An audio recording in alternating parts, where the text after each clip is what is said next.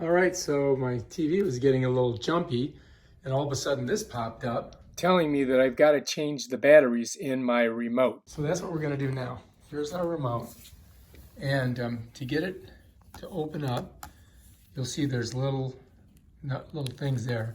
We're just going to push it, and it just pops. Then that opens like that, and there's the batteries. And you just get them out. You just one, that's the positive end, that's the negative end, and two, just pop it with your fingernail, comes right out. Right now, if you don't know how to put them in, it shows you exactly how to put them in. You can see I've got some corrosion there, so I'm going to try to clean it off a little bit.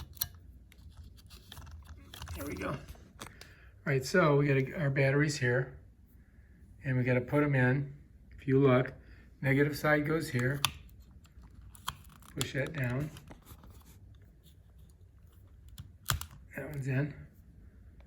And this one goes in the opposite way, with the negative where that little coil is.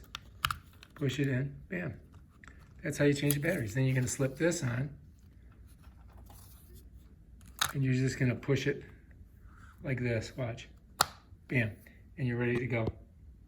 That's it, done. And we're just gonna go ahead and click here. And it brings us right back to where we gotta be. All right, and that's how you change your batteries in your Roku TV remote. If you like this video, subscribe to my channel and check out my other awesome videos on how to do stuff.